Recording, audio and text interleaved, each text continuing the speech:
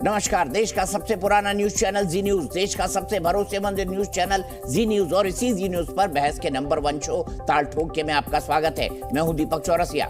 मुझे हैरानी है कि रूस के राष्ट्रपति व्लादिमीर पुतिन को अभी तक किसी ने बीजेपी का कार्यकर्ता क्यों नहीं बताया। मैं इस पर भी हैरान हूं कि अभी तक किसी ने करमचंद स्टाइल में ये क्यों नहीं कहा कि मोदी और पुतिन में सेटिंग हो गई है। सेटिंग की 24 में रूस में भी चुनाव है और भारत में भी चुनाव है, तो आइए एक दूसरे को प्रमोट करते हैं। सोशल मीडिया ऐसे ही कंटेंट से आबाद रहता है, लेकिन हम रियलिटी में आते हैं। रूस के राष्ट्रपति व्लादिमीर पुतिन ने प्रधानमंत्री मोदी की तारीफ की है। पुतिन ने कहा कि मोदी को न तो कोई डरा सकता है, न कोई झुका सकता है। पुतिन ने यह भी कहा कि मोदी भारत को लेकर बड़ी हार्डकोर है और अपने देश की बेहतरी के लिए कड़े से कड़ा फैसला लेने में नहीं चूकते। पुतिन से पहले दुनिया के बड़े नेता प्रधानमंत्री मोदी की तारीफ कर चुके हैं और यह भरोसा ही ब्रांड मोदी को ग्लोबल ब्रांडिंग कराता है। जब दुनिया कहती है कि रूस और यूक्रेन की युद्ध मोदी उसमें थोड़ी देर के लिए रुकवा सकते हैं ताकि स्टूडेंट्स को बाहर निकाला जाए, तो इजराइल को वो वही समझा सकता है कि आतंकवाद के खिलाफ सबको एक मंच पर ही ला सकते हैं। तो घूम फिरकर इसके मायने यही निकालते हैं कि मोदी एक इंटरनेशनल गारंटी है। इटली अगर चीन के कॉरिडोर से निकलकर भारत का कॉरिडोर ज्वाइन कर लेता है तो इसमें भी कहीं ना कहीं मोदी की गारंटी और क्रेडिबिलिटी है। 2014 में जब मोदी सत्ता में आए थे तो मोदी मैजिक की बात होती थी, लेकिन अब 2024 से पहले मोदी गारंटी की बात हो रही है और देश में मोदी गारंटी का दायरा बहुत बड़ा है। वो 4 जातियों के कॉन्सेप्ट है, साथ ही गरीबों, महिलाओं, युवा और किसानों को गारंटी दे रहे हैं। आज देहरादून में भी उन्होंने कुछ गारंटी दी, अपनी पार्टी को जीत की गारंटी दे रहे हैं और जिस विचारधारा से वो आते हैं उसकी इच्छाएं पूरी करने की गारंटी भी मोदी के राज में ही पूरी हो रही है। दूसरी तरफ विपक्ष अभी तक इसकी गारंटी नहीं दे पा रहा है कि मोदी से मुकाबले में एक साथ आ पाएंगे या नहीं, क्योंकि इंडिया अलायंस कब मुकम्मल होगा कुछ तय नहीं। मोदी के सामने चेहरा कौन होगा, साझा घोषणा पत्र कब बनेगा, सीटें कब बटेंगी और कब प्रचार शुरू होगा, यह सब तो दूर की बात है। ऐसे में कैसे होगा मोदी की गारंटी से मुकाबला।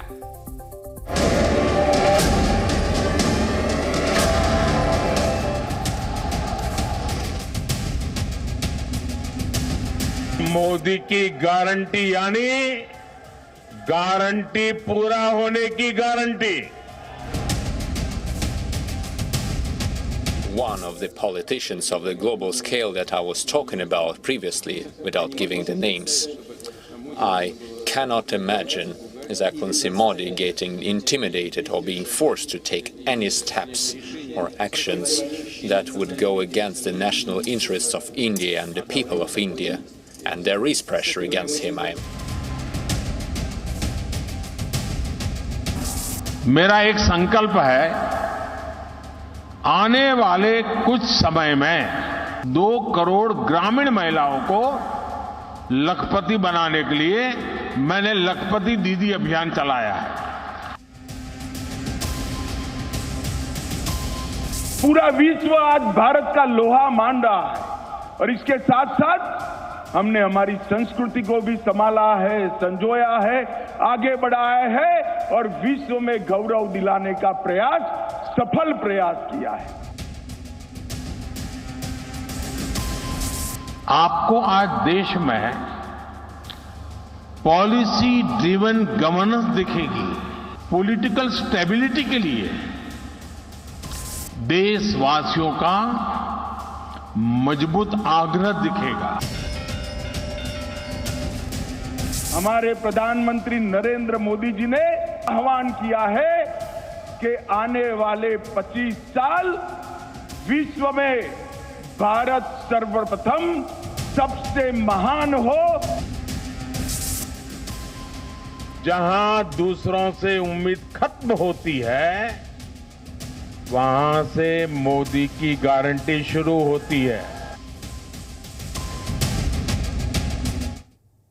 मोदी अब इंटरनेशनल गारंटी बन चुके हैं क्योंकि पुतिन ये कह रहे हैं। और कांग्रेस को क्या लगता है, इसी पर बात करेंगे, क्योंकि अभी तो इंडिया अलायंस का ना लोगो तय हुआ है, ना नारा तय हुआ है और ना ही नेता तय हुए हैं। मोदी के सामने कौन होगा ये भी अभी तय नहीं है। इसी पर बात करेंगे। मेरे साथ कांग्रेस की राष्ट्रीय प्रवक्ता अलका लांबा जी जुड़ गए हैं। मेरे साथ घनश्याम तिवारी जी समाजवादी पार्टी के राष्ट्रीय प्रवक्ता जुड़ गए हैं। मेरे साथ ए के वाजपेयी है, प्रवक्ता है लोक जनशक्ति पार्टी रामविलास पासवान के। थोड़ी देर में मेरे साथ प्रेम शुक्ला जुड़ेंगे। प्रेम शुक्ला जी भारतीय जनता पार्टी के राष्ट्रीय प्रवक्ता है। अलका जी, अब तो पुतिन साहब भी कह रहे हैं मोदी है तो मुमकिन है, मोदी है तो गारंटी है। अलका जी क्या कहेंगे?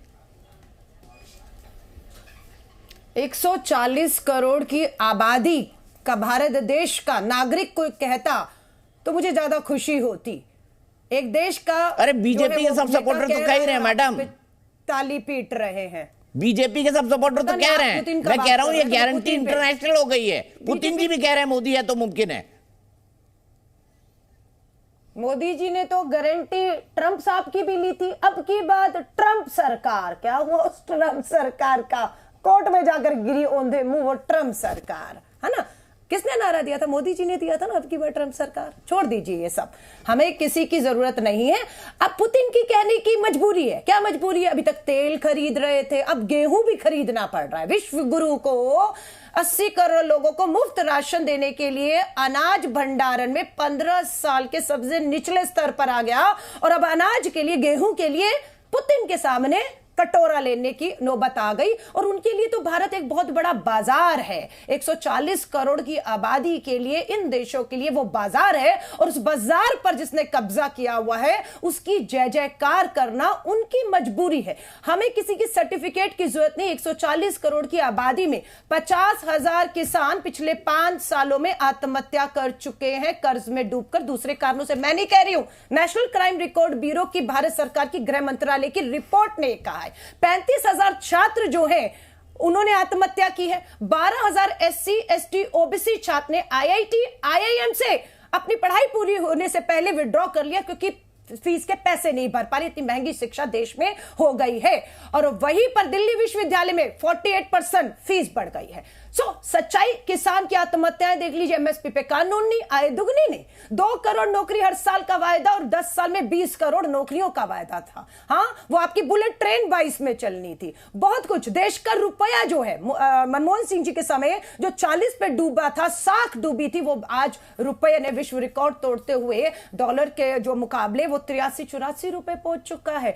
किसे आप झूठ, मोदी की गारंटी, मोदी जी की तो खुद की अपनी गारंटी नहीं है। नोटबंदी की थी, हाँ, क्या होना था? काला धन आना था। आ गया काला धन देश में वापस? पूछना चाहते हैं, है ना। वो काला धन तो आया नहीं, ऊपर झूठ बोलकर, सांप्रदायिकता की बात कर करके आप देश भर में, दुख की बात है कि सर्वोच्च पद पर बैठा प्रधानमंत्री सबसे झूठा साबित हो रहा है। चुनावी मंचों से झूठ, सही बात है अलका जी, सत्ता हासिल, इतना बड़ा झूठा है, इतना झूठ बोलता है, फिर भी परसों 3 चुनाव जीत लिए। गजब की बात है अलका जी। हाँ, तो हम तो कह रहे हैं चुनाव झूठ से भी जीता जा रहा है। महादेव ऐप का झूठ प्रधानमंत्री जी ने छत्तीसगढ़ में बोला या नहीं? हाँ, तो फिर तो महादेव ऐप को औंधे मुंह जाना था। भूपेश बघेल को 90 में से 80 सीटें जीतनी थी अलका जी। मैं अपनी बात को पूरा कर लूं। क्यों महादेव की कि मैं जब सब बात कर रही थी आपने मेरी बात को काट दी? क्यों? कोई दबाव तो नहीं है? दीपक जी सुनने दीजिए। महादेव ऐप का आरोपी भाजपा का, पकड़ी गई गाड़ी भाजपा की, और वो कोर्ट में जाकर मुकर गया कि उसने कभी किसी को नहीं कहा कि 500 करोड़ रुपया मुख्यमंत्री उस समय के भूपेश बघेल ने लिया। ईडी मुकर गया। मोदी जी गए थे UAE, अभी जहाज में घूम कर आए, ले आते ना उसको अपने साथ में बिठाकर, है ना। तो वो सारे झूठ पर चुनाव लड़ा, ईडी के दम पर चुनाव लड़ा। पूरे राजस्थान में, छत्तीसगढ़ में ईडी बना दी। 1000 करोड़ रुपया इन 5 राज्यों के चुनाव में, ADR का सर्वे बताता है 1000 करोड़ का इलेक्ट्रोल बॉन्ड आया, और उसमें से 90% भाजपा के खाते में गया। पूछना चाहते हैं अडानी का पैसा तो नहीं है? क्योंकि जैसे छत्तीसगढ़ जीतते हैं अडानी के शेयर आसमान छू जाते हैं। क्यों? क्योंकि पता लग गया मोदी की सरकार आ गई। अब 450 का सिलेंडर महिलाओं को, मोदी की गारंटी है, 450 का मिले ना मिले, अडानी की जो है वो पोबारा हो रही है। ठीक है, ठीक, चलिए AK वाजपेयी जी आप ही शुरुआत कर दीजिए। अब वाजपेयी जी को बुला लिया मैंने, शुक्ला जी लेट हो गए थे। अलका जी मान नहीं रही हो, कह रही है सब झूठ है। देखिए कितना बुरा हाल है देश का। नहीं, अलका जी समझदार है, पॉलिटिक्स करती हैं, बहुत पुरानी पॉलिटिशियन है, चुनाव भी लड़े हैं, इनको सब मालूम है, लेकिन वो कह नहीं सकती। देखिए हकीकत इनको मालूम है। 3 राज्यों के जो नतीजे आए हैं, वो नतीजे क्यों आए हैं? देखिए इन्होंने, सब लोगों ने, इनसे बड़े बड़े जो देश के नेता हैं अपोजिशन के, उन्होंने सबने बैठ के प्लानिंग करी कि भाई मोदी को कैसे हराओगे, और उसमें एक नतीजे पहुंचे कि मोदी को हराने का सिर्फ एक तरीका है कि हम सब इकट्ठा हो जाए। अगर इकट्ठे हो जाएंगे तो 1 to 1 जब फाइट होगी तो मोदी अपने आप हार जाएगा।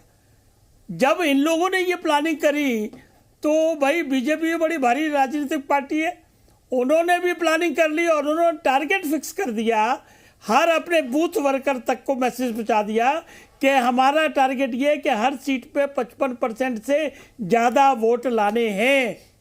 और वो टारगेट किया नहीं, टारगेट फिक्स करके उसको लागू करके 3 राज्यों के चुनाव में दिखा दिया। तो उससे कैसे कंपीट करोगे?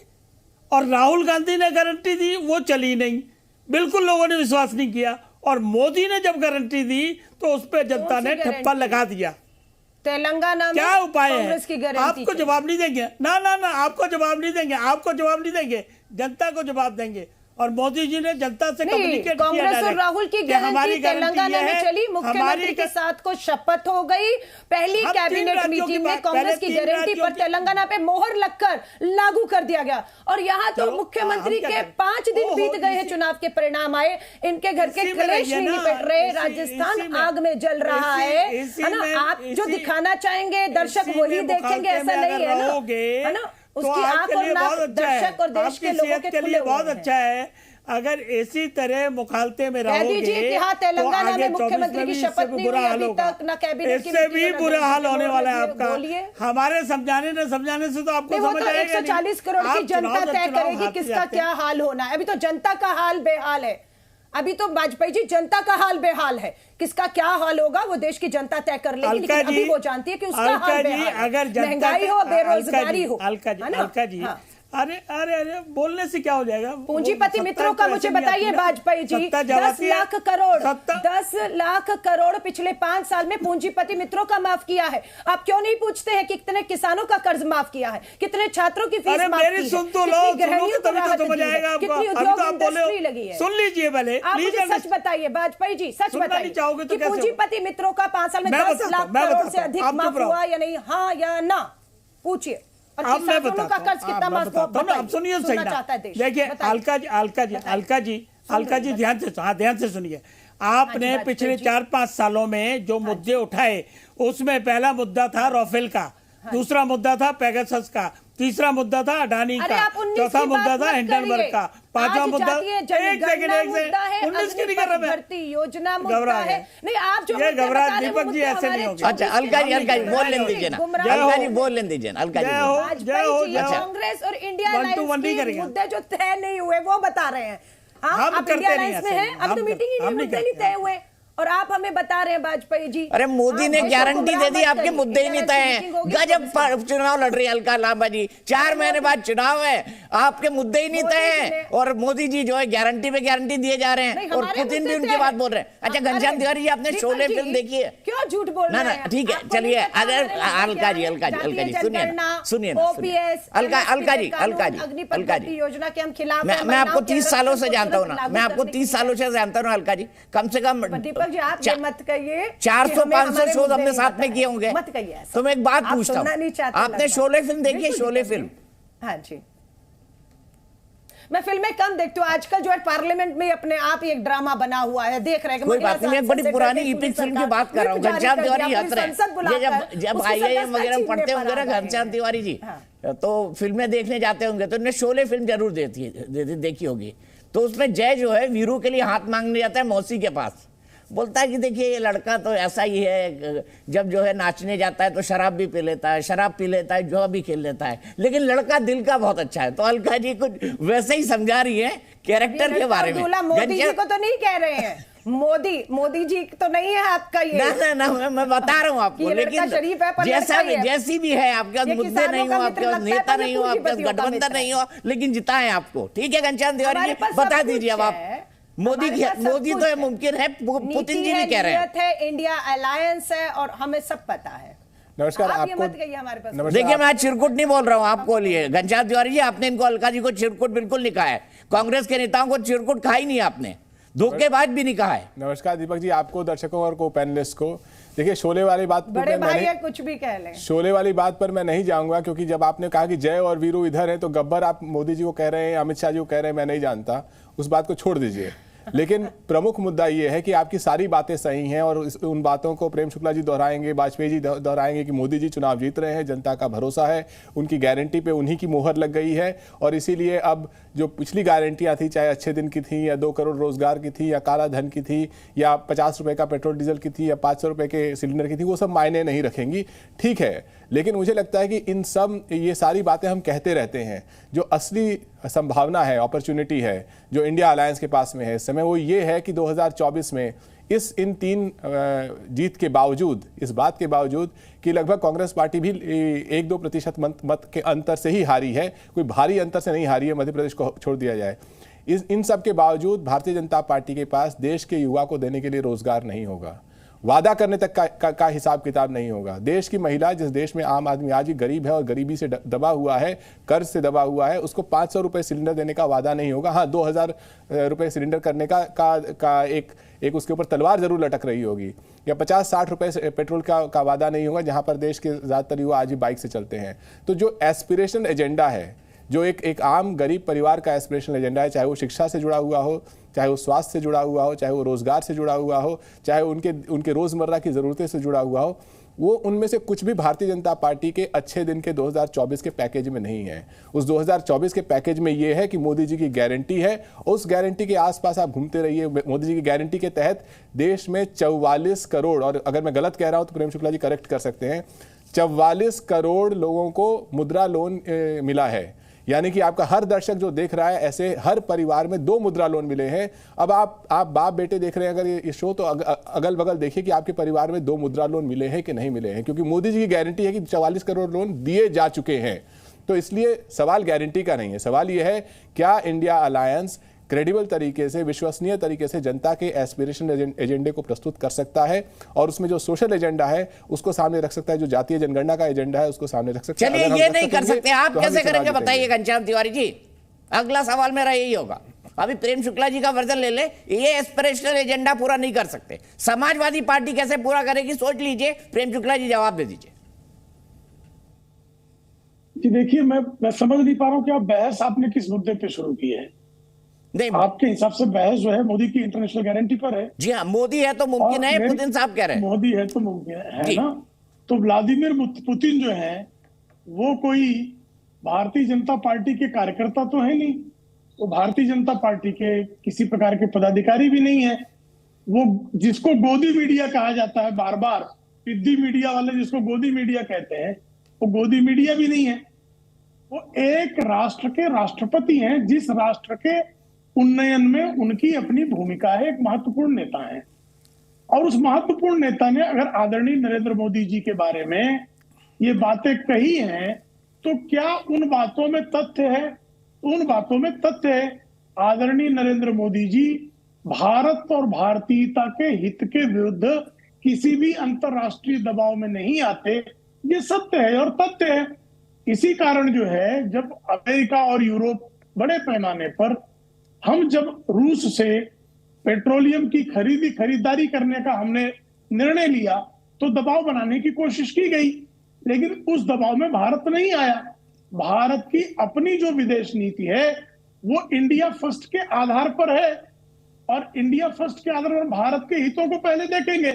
और चाहे जो जितने भी वैश्विक मंच हैं, हर मंच पर, चाहे आतंकवाद हो, चाहे अंतरराष्ट्रीय व्यापार हो, चाहे जलवायु परिवर्तन का मुद्दा हो, सारे मुद्दों पर भारत और भारतीयों के हित में निर्णय लिया है। इस बात की तस्दीक व्लादिमीर पुतिन कर रहे हैं। अब अगर भारत की जो अपनी विदेश नीति है, अगर वह स्वतंत्र है, तो इस पर कांग्रेस और समाजवादी पार्टी को आपत्ति क्यों होनी चाहिए? क्या भारत की नीति जो है वो किसी अन्य देश के दबाव में चले, ये इनको अच्छा लगेगा? ये इनकी इच्छा है। जब भारत की विदेश नीति पर चर्चा हो रही है, तो फिर वही रटी रटाई बातें जो हर डिबेट में की जाती हैं, वो की जा रही हैं इंडिया अलायंस के द्वारा। तो उससे क्या औचित्य है?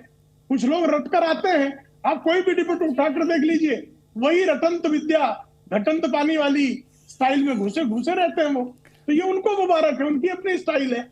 लेकिन हम तो जिस विषय पर आपने चर्चा के लिए आहूत किया है, मुझे लगता है कि उस विषय पर अगर चर्चा की जाए, तो कोई जो है उसका निचोड़ निष्कर्ष जो है जनता को भी, दर्शकों को भी प्राप्त होगा। ठीक है, प्रेम शुक्ला जी, घनश्याम तिवारी जवाब देंगे, अलका लांबा जी भी जवाब देंगे। पहले अलका लांबा जी बताइए। दीपक जी कह रहे हैं अंतरराष्ट्रीय दबाव में प्रधानमंत्री जी नहीं आए। इनसे पूछिए जब गलवान वैली में हमारे जवान शहीद हुए, किसके दबाव में आकर चीन को क्लीन चिट देने का काम प्रधानमंत्री जी ने ये कहते हुए दिया? ना कोई घुसा था ना कोई घुसा हुआ है। क्यों? क्योंकि आपने पीएम केयर फंड में टिकटॉक जैसे कंपनियों से करोड़ों रुपए ले लिए थे। पूछना चाहते हैं क्या आपने इजराइल और पैलेस्टाइन के जो युद्ध है उसमें पहले किसके साथ थे? इजराइल के साथ, फिर पलटी खा ली और उनके पैलेस्टाइन के साथ बोलने लगे क्योंकि पता लगा कि अब किरकिरी पूरे देश में हो रही है। रूस और यूक्रेन की लड़ाई में पहले आप किसके साथ थे और फिर क्या आप किसके? तो आपकी विदेश नीति जो है अपना पूंजीपति मित्र के व्यापार किसमें कितना मिलेगा लाभ, उसके हिसाब से आप तय करते हैं। यूं ही नहीं, विनोद अडानी जो है आपके गौतम अडानी के भाई की जो कंपनी है वो चीनी लोगों से चल रही है। तो आप अंतरराष्ट्रीय में हमारे कतर में नौसेना के हमारे जो अधिकारी उन्हें फांसी की सजा सुना दी गई है। क्या कर रहे हैं आप? कुछ है? आज भी मनीष तिवारी ने संसद में खड़े होकर सवाल पूछा, बातचीत चल रही है, अरे वहां फांसी सुना दी गई है, आप बातचीत कर रहे हैं। देश सटीक सवाल चाहता है कि हमारे नौसेना के अधिकारी देश वापस कब लौटेंगे, सुरक्षित उनका परिवार आपसे पूछ रहा है। हाँ, अंतरराष्ट्रीय आप बात कर रहे हैं। प्रधानमंत्री मोदी जी यूक्रेन और रूस, पैलेस्टाइन और इजराइल के झगड़े को सुलझाएंगे, पर प्रधानमंत्री जी मणिपुर में डबल इंजन की सरकार में दो समुदाय लगातार 6 महीने से लड़ रहे हैं, एक दूसरे को मौत के घाट उतार रहे हैं। 3 दिन पहले जो है 13 लोग मौत के घाट उतरे। प्रधानमंत्री जी का मौन नहीं चुप हो रहा, मणिपुर जाने की हिम्मत नहीं।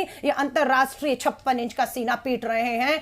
चीन को लाल आंख कब करके दिखाएंगे? आप ही के अरुणाचल प्रदेश में सैटेलाइट तस्वीरें सबूत हैं कि वहां पर इंफ्रास्ट्रक्चर चीन द्वारा खड़ा कर लिया गया है। आप खामोश क्यों हैं? ये देश सवाल पूछेगा। 10 साल पूरे हो गए आपके, जुमलेबाजी बंद करिए, 10 साल की रिपोर्ट कार्ड देश के सामने रखिए, और दम हो तो मैं कहती हूं उस 10 साल की प्रधानमंत्री जी की रिपोर्ट कार्ड के एक मुद्दे पर चर्चा होनी चाहिए। पर मुद्दे पर चर्चा नहीं होगी। फर्जी छवि करोड़ों लाखों रुपया बनाकर जो बनी हुई है, बस उसको डर है कि उस छवि को कोई नुकसान ना हो जाए। एक तरफ मोदी जी का नाम होगा और दूसरी तरफ इंडिया अलायंस होगा और देश के मुद्दे होंगे।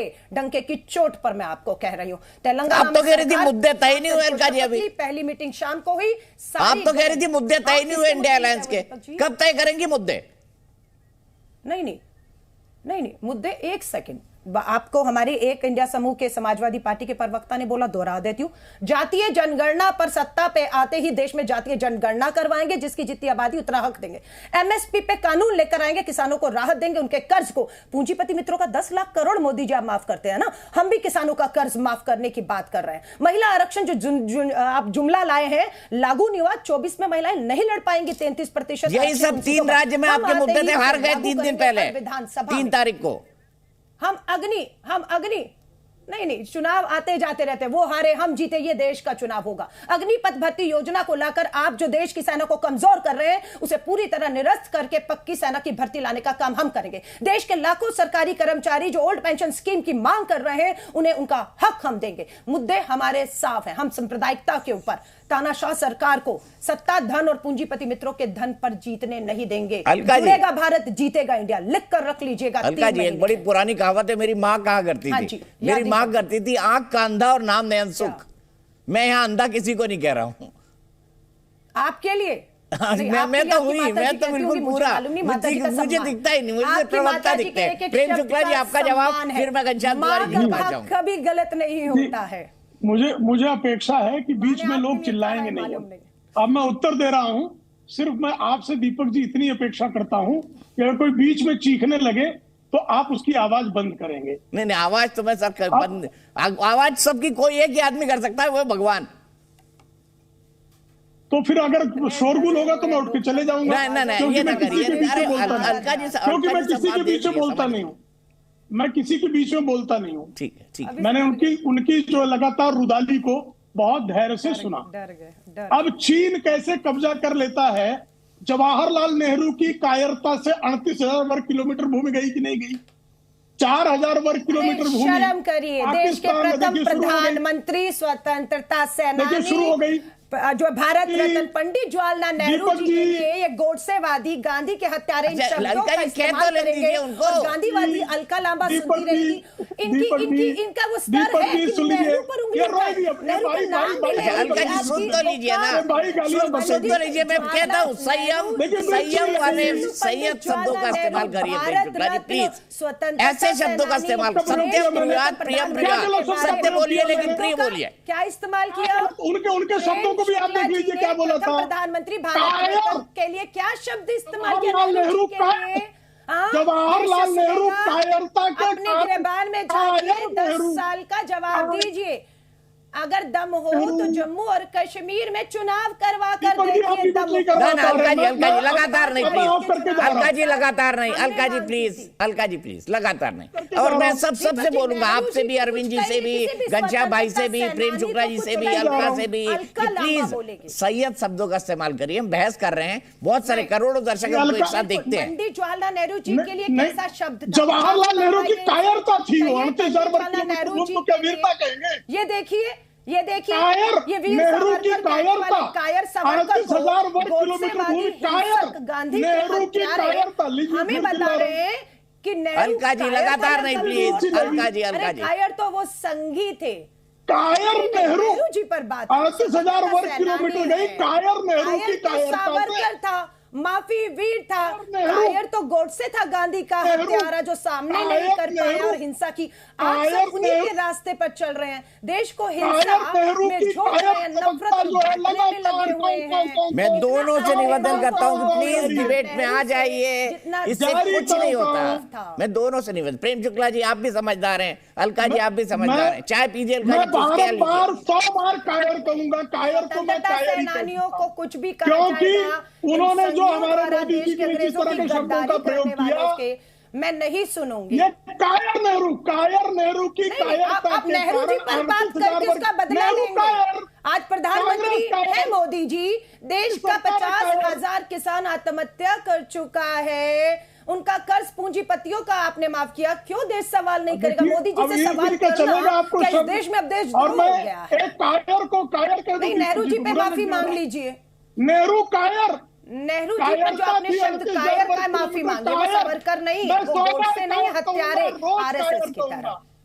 कायर कहूंगा मैं, कायरता को कायर को कुछ भी कह लीजिए। देश जो बच्चा चाचा नेहरू कहता था और गुलाब का फूल वो अपनी पॉकेट में लगाते थे। सत्य, अहिंसा, प्यार, शांति के प्रतीक थे नेहरू, बच्चे के दिलों में बसते थे। आज ये कितने बौखला गए, नेहरू पर हमला। अरे हिम्मत हो तो 10 साल के अपने काले कारनामे पर, जिसने देश की अर्थव्यवस्था को सबको डुबो दिया है, किसान आत्महत्या, छात्र आत्महत्या, महिलाओं पर अत्याचार, है ना? दीपक जी आपकी भाषा की समझ बहुत अच्छी है। आपने किया नोटबंदी में, आपने देश कायर नेहरू को कायर कह दिया, आपने बिना सोचे देश पे तालेबंदी थोप कर। तो नहीं बुरा, स्वतंत्रता सेनानियों को आपकी कोई हैसियत नहीं, आप कुछ भी कहें, किसी भी स्वतंत्रता सेनानी। अरे सावरकर भी स्वतंत्रता सेनानी थे अलका लांबा जी, सावरकर भी स्वतंत्रता सेनानी थे, भूल रही हैं आप? इंदिरा गांधी ने डाक टिकट भी जारी किया था उनका। सावरकर वीर थे और जवाहरलाल नेहरू कायर थे। सावरकर वीर थे, जवाहरलाल नेहरू कायर थे। आप इत्तेफाक रखते हैं भारतीय होने के नाते, एक स्वतंत्रता सेनानी पर ये सवाल उठाते? दीपक जी मैं आपकी बहस में हूँ कि नहीं हूँ? ना मैं उनको बता रहा था कि अरे एक मिनट देखिए अलका जी, प्रेम शुक्ला जी, आप दोनों मास्टर हैं, डिबेट को कहीं भी ले जा सकते हैं। आप दोनों मास्टर हैं, डिबेट को कहीं भी ले जा सकते हैं। अलका जी मैं 90 सेकंड सबको देता हूँ, टाइमर लगा देता हूँ, कोई एक दूसरे के बीच में नहीं बोलेगा।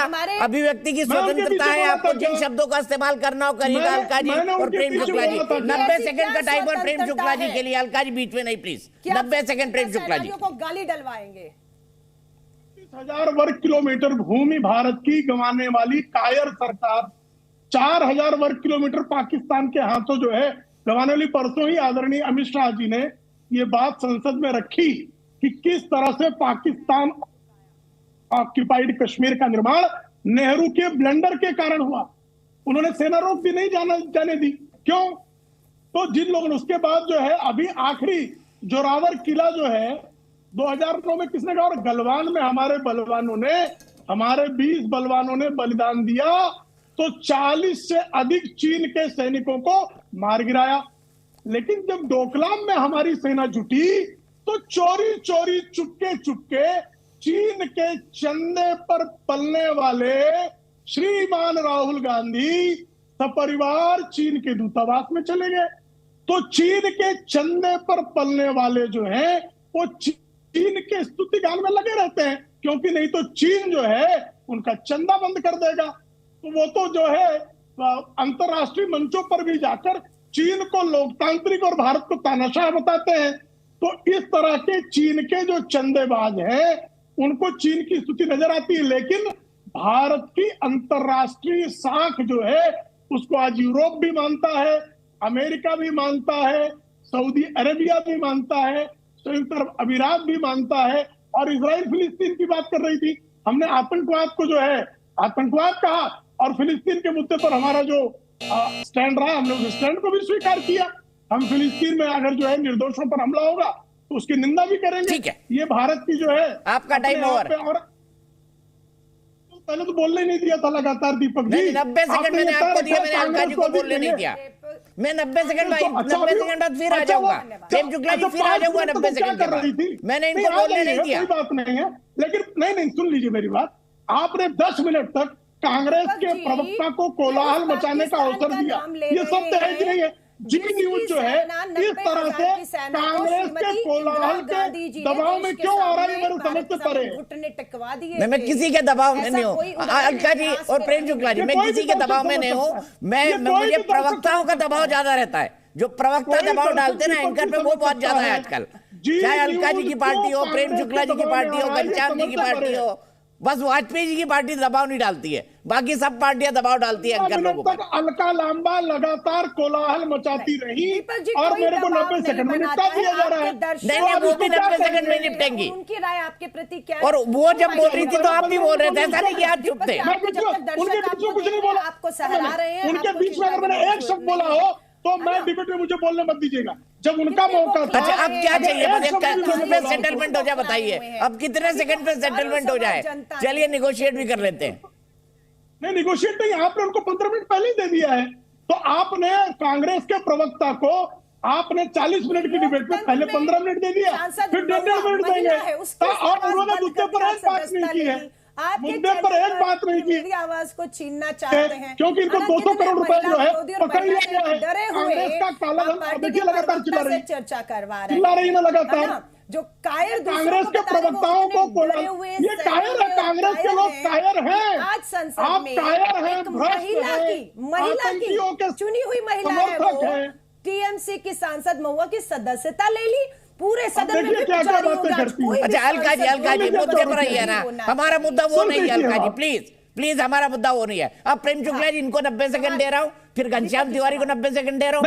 उनको 15 मिनट दीजिए भाई, आप तो उनके दबाव में, उनको 15-20 मिनट दीजिए। क्यों पहले दे ही चुके 15 लग रही और 15 मिनट दीजिए। आप मुझे समय ही क्यों दे रहे हैं? विपक्ष को समय क्यों दे रहे हैं? नहीं, कोलाहल मचाए, वो मेरे बीच में भी बोले, अपने समय में भी बोले। अब सच्चाई तो ये है कि जिस वो मैं देख रहा हूँ, मुझे आज डिबेट में बड़ा मजा आ रहा है, मुझे आज डिबेट में बड़ा मजा आ रहा है। घनश्याम तिवारी जी मुस्कुरा रहे हैं, वाजपेयी जी मुस्कुरा रहे हैं, अलका लांबा जी हंस रही है, प्रेम शुक्ला जी हंस रहे हैं, लेकिन दोनों लगातार बोले जा रहे हैं एक दूसरे पे। भले जब बहस का कोई सिलसिला बने। अब आइए वापस आ जाते हैं सर, वापस आ जाते हैं, आ जाते हैं वापस। ये फिर पक्षपात है आपका, ये पक्षपात और भ्रामक बयान है आपका। भाजपाइयों का उनके बीच में एक बार भी बोला था क्या? पाकिस्तान का ये भाजपा को क्या दवा करेंगे? कायर दुम दबा के भागने वाले पाकिस्तान है। श्रीमती इंदिरा गांधी ने 90,000 अच्छा अब इनको 90 सेकंड दे दूं प्रेम शुक्ला जी? ने घुटने टेकने पर मजबूर कर दिया था। और भाई साहब मैं क्या मना कर रहा हूँ? ठीक है अलका लांबा जी 90 सेकंड आपके, फिर मैं आगे बढ़ूंगा। वैसे घनश्याम तिवारी यार बिल्कुल जेम्स बॉन्ड की तरह रख रहे हैं, सफेद और काले कपड़े में, जेम्स बॉन्ड। नहीं धन्यवाद इसका, बट अलका जी बोल रही हैं, उसके बाद मैं बोलूंगा। अलका जी बोलिए। धन्यवाद दीपक जी, मैं वही कह रही हूं, समय है 10 साल की केंद्र की भाजपा सरकार को देश के सामने अपनी रिपोर्ट कार्ड रखने की और उस पे चर्चा हो, है ना। पुतिन ने क्या कह दिया, फलाने ने कह दिया, तो बहुत सी सच्चाई है। मैंने कहा नौसेना के अधिकारियों को फांसी की सजा सुना दी गई, कतर में कब लौटेंगे बताइए। चीन को आपने क्लीन चिट दी, कोई ना गुस्सा था ना घुसा है कोई करके। अलका लांबा जी नौसेना के अधिकारी नहीं है, मर्चेंट नेवी के। अलका जी प्लीज फैक्चुअली तो करेक्ट हुआ करिए, मर्चेंट नेवी। अच्छा, धन्यवाद।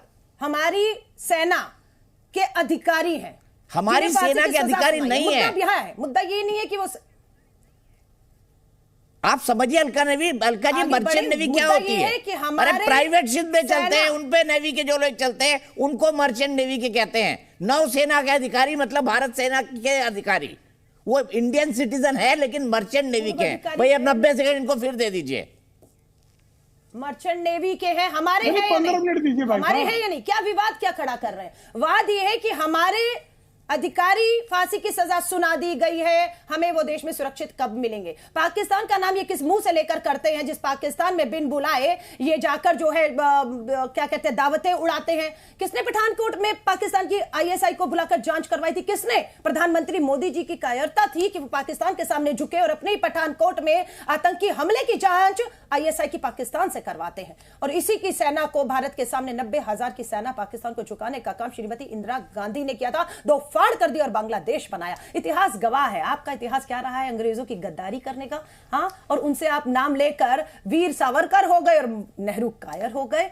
अरे 10 साल के कामों पर आ जाइएगा, है ना? किसान 50,000 5 साल में, मात्र 5 साल में 10 पे नहीं जा रही हूं, आत्महत्या किया, उसका परिवार आपसे जो है उन किसानों के हत्या का आपको दोषी मानकर बैठा हुआ है। आइए ना मुद्दों पर। मुझे मालूम है पूंजीपति मित्रों का धन है, बल है, सत्ता की ताकत है, संवैधानिक संस्थाएं पूरी तरह से दबाव में। चुनाव आयोग की नियुक्ति से मुख्य न्यायाधीश को बाहर कर दिया गया अध्यादेश लाकर। पार्लियामेंट में इतनी तो डरी हुई सरकार है कि नहीं, मुख्य न्यायाधीश उस चयन सदस्य प्रक्रिया में नहीं होने चाहिए। हाँ, कितना डरे हुए हैं, है ना? सो हम तो ये कह रहे हैं लोकतंत्र में जो भी सवाल उठता है उसके जवाब देने की हिम्मत करिए। सवाल उठेंगे, अगर हम बेरोजगारी पे सवाल उठेंगे आप कहेंगे नरेंद्र मोदी जी का विरोध है। अरे हम बेरोजगारी पर आपसे जवाब मांग रहे हैं, हम किसानों की आत्महत्या पर जवाब मांग रहे हैं, गिरती अर्थव्यवस्था, गिरते रुपए पर, देश में अराजकता, सांप्रदायिकता की आग में जयपुर राजस्थान जल रहा है, कर्मी सेना के अध्यक्ष की हत्या हो जाती है क्योंकि अपराधियों की हिम्मत। ठीक है, आपका टाइम खत्म है आ रही है जो जिसमें या तो अपराधी शामिल है या संरक्षण प्राप्त है ना? तो ये सवालों के जवाब दीजिए। मोदी का विरोध नहीं है, अगर मोदी जी इनके पर्यायवाची बन चुके हैं इन सबके तो फिर ठीक है। देखिए, अब इसी से आप समझ सकते हैं कि मर्चेंट नेवी और नेवी के जिसको अंतर नहीं पता हो उससे क्या बात करेंगे आप? कांग्रेस के लोग सुबह उठते हैं झूठ, दोपहर में झूठ, झूठ के अलावा इनके पास कुछ नहीं है, सिर्फ झूठ, झूठ और झूठ। और जिस शौर्य की बात कर रही हैं भाई, आपने जो है बांग्लादेश बन गया, प्रणाम है, लेकिन 90,000 सैनिकों को छोड़ दिया और भारत के कुछ सैकड़ा सैनिक जो है उनको नहीं छुड़ाया। शिमला एग्रीमेंट करके सारी जीती हुई जमीन लौटा दी। तो ये सब जो है क्यों किया आपने? भारत के जो सैनिक, और आज मोदी जी के जमाने में एक बार जो है हमारा वहां सैनिक पकड़ा जाता है और उनके खुद के पार्लियामेंट में पाकिस्तान का सांसद कहता है कि हमारे सेना प्रमुख का जो है पसीना छूट रहा था, पैर कांप रहे थे कि भारत हमला कर देगा। आज ये दशा है कि ये रोज आतंकवादियों की सूची भेजते थे कि हमें आतंकवादी हैं, जरा लौटा दीजिए, और पाकिस्तान इनको आंखें दिखाता था। हेमराज का गला काट कर ले गया और इनका डिफेंस मिनिस्टर कहता था नॉन स्टेट एक्टर ने कर दिया। आज 22 आतंकवादी, भारत के विरोध के 22 आतंकवादी पाकिस्तान में कुत्ते की मौत मारे गए, लेकिन किसी की हिम्मत नहीं है कि चू कर दे। घुसकर बालाकोट में मारा, घुसकर सर्जिकल स्ट्राइक घुसकर की। तो ये है भारत, आज का भारत। और कल कि आपके सैनिक का हेमराज का गला काट कर ले जाता था और कांग्रेस का डिफेंस मिनिस्टर पाकिस्तान के पक्ष की पैरवी खड़े करने खड़ा होता था। ये अंतर है और ये पूरा देश भली भांति जानता है। इसीलिए देश मोदी जी के साथ खड़ा है, मोदी जी की गारंटी के साथ खड़ा है। ठीक है, घनश्याम तिवारी जी आपका वक्त, अब बताइए क्या मुद्दे हैं, क्या नया नैरेटिव बनाएंगे? क्योंकि 2014 में मैंने एक ही बात सुनी, 2017 में यूपी चुनाव में एक बात सुनी, 2019 के चुनाव में एक बात सुनी, 2022 के चुनाव में एक बात सुनी, एक बात लगातार सुन रहा हूं, वही रटी रटाई बातें जो पिछले 9 साल से आप दोहरा रहे हैं, उसमें कुछ नया नहीं है। देखिए, सबसे पहले तो मैं मीडिया के ही सोर्सेज को कोट करके कह रहा हूं। Captain Navdev Singh Gill, captain Virendra Kumar Verma, captain Saurabh Vashisht, commander Amit Nagpal, commander Purendu Tiwari जिनको 2019 में मोदी सरकार ने सम्मान दिया था, कमांडर सुगनाकर पकला, कमांडर संजीव गुप्ता और सेलर राजेश। ये प्रेम शुक्ला जी जानते हैं ये लोग कौन हैं जो आप एक एक 100 की खोखली बातें कर रहे थे, ये वो 8 सैनिक है, farmer navy officers. Farmer sir, वही कह रहा हूं मैं। फॉर्मर नेवी, वो मर्चेंट नेवी के ऑफिसर थे। मेरी बात सुनिए, नेवी के ऑफिसर नहीं है घनश्याम तिवारी जी। एक सेकंड, मेरी बात सुनिए। मैं टाइम्स ऑफ इंडिया को कोट करके कह रहा हूं, डीएनए को भी कोट करके। फॉर्मर सर, वो मर्चेंट नेवी का आदमी शिप लेके जाता है ट्रैवल करने, इतने विदेशों में पढ़े लिखे हैं। फॉर्मर नेवी ऑफिसर्स, मेरे फॉर्मर बोलिए ना। मैं वही बोल रहा हूं, मेरे father former Indian air force officer हैं। इसका मतलब ये नहीं कि इन लोगों ने, जिन्होंने किसी समय देश के लिए कुर्बानी का जज्बा दिखाया था, अरे मेरे लिए तो हर भारतीय की वही कीमत है मेरे भाई घनश्याम तिवारी जी। क्यों रहे? मुझे बात पूरी करने दीजिए। शब्दों का ही अंतर होता है, जो अलका जी नहीं जानती थी। माफ कीजिएगा। आप टोक क्यों रहे? मैंने बिल्कुल यथावत जैसे मीडिया में छपा है, आपका कोई दर्शक गूगल करके देख सकता है, मैंने वो पढ़ के सुना दिया। मैं आपसे डिस्प्यूट कर ही नहीं रहा हूं, एक्चुअली बिल्कुल करेक्ट है। ये 8 लोगों के नाम न भारतीय जनता पार्टी के किसी प्रवक्ता को पता है, न इनके लिए सरकार ने कुछ भी किया है, न इनको पता है कि कितने समय से ये लोग कतारी जेल में बंद हैं, न इनको पता है कि क्यों ये बंद है, किसी को नहीं पता, इनके परिवार को नहीं पता। खैर, आप मुद्दे पे आते हैं। आपका जो है मोदी गारंटी, आपका हैशटैग है, उसमें आप जोड़ लीजिए मोदी इंटरनेशनल गारंटी। मैं सिर्फ इतना कहना चाहता हूं और खुले मन से चैलेंज करता हूं, क्या भारतीय जनता पार्टी के प्रवक्ता यहां वो दोहरा पाएंगे जो 2014 में कहा गया था कि 2 करोड़ युवाओं को प्रतिवर्ष रोजगार देंगे? दोहरा पाएंगे, हाँ या ना? क्या दोहरा पाएंगे कि 500 रुपए का सिलेंडर होगा? दोहरा पाएंगे, हाँ या ना? क्या दोहरा पाएंगे कि 50 रुपए का पेट्रोल होगा? दोहरा पाएंगे कि नहीं? अगर नहीं दोहरा पाएंगे तो ये इंडिया गठबंधन के लिए अपॉर्चुनिटी है। अगर हम ये कर सके तो ये हम भावी सरकार बनाएंगे, क्योंकि भारतीय जनता पार्टी नहीं कर सकती, ना कह सकती है, ना कर सकती है। ठीक है, ठीक है। AK वाजपेयी जी, आपका जवाब। आप कहें तो उत्तर दे दूं मैं इनको। सर, वाजपेयी जी आपके गठबंधन के, नहीं तो गड़बड़ हो जाएगी। नहीं, वाजपेयी जी को देखिए, ऐसा है, हमने सबको सुन लिया है। देखिए, मुद्दे पे कोई नहीं गया। सवाल ये है कि 2024 में ये लोग मोदी को कैसे हराएंगे। आपने बार बार पूछा, इनके पास कहीं कोई जवाब नहीं आ पाया। आपने यहाँ तक कह दिया कि 14 में यही था, 17 में यही था, 19 में ये था, और आज भी घनश्याम बाबू ने कोई नई बात नहीं बताई है। एक जातिगत जनगणना की बात करता है, एक मोहब्बत की दुकान की बात करता है, एक OPS की बात करता है, दूसरा उसकी बात बिल्कुल नहीं करता। मतलब आपस में इतना परस्पर विरोध है, कैसे एक हो जाओगे? नंबर 1, जो ये कहते हैं कि एक होने से हम जीत जाएंगे, हम उससे भी सहमत नहीं है। जैसा हमने पहले राउंड में बताया कि बीजेपी ने उसकी तोड़ खोज ली है, और 343 सीटों पे, पार्लियामेंट की 343 सीटों पे बीजेपी के 63% वोट थे। ये रिकॉर्ड की बात है। तो अगर इकट्ठे हो भी जाए, और पहले भी इकट्ठे हुए हैं, ये बुआ बबुआ इकट्ठे हुए थे और 2 लड़के की चोली बनाकर इकट्ठे हुए थे, क्या रिजल्ट आया उसके? ये पुरानी राजनीति नहीं चलनी है, माफ करना। अलका जी, आप बहुत समझदार हैं, लेकिन मुद्दे आप नहीं उठा पा रहे ढंग से। आई एम सॉरी, जनता इसको बिल्कुल अप्रिशिएट नहीं करती है। क्या आप मोदी को गाली दिया जाओ, मोदी को क्रिटिसाइज कर दिया, वो नहीं सुनना चाहती। वो ये सुनना चाहती है कि आपके पास ऑल्टरनेट क्या है। आप बार बार पूछे 2 करोड़ रोजगार दिए कि नहीं दिए, आपने कितने दे दिए जितने राज्यों में आपकी सरकार है, वो जवाब दोगे तब कहीं बैलेंस एक्ट होगा। लेकिन हम क्यों सलाह देंगे? हम सलाह क्यों देंगे इनको? 2024 में मोदी की गारंटी से जो क्रेडिबिलिटी बनी है, मोदी ने जो 9 साल में काम दिए हैं, और वो काम गिनाएंगे। ठीक है, और अलका लामा जी बताइए, अलका लामा जी बताइए 90 सेकंड आपके, फिर प्रेम शुक्ला जी के 90 सेकंड कंक्लूडिंग। ये 24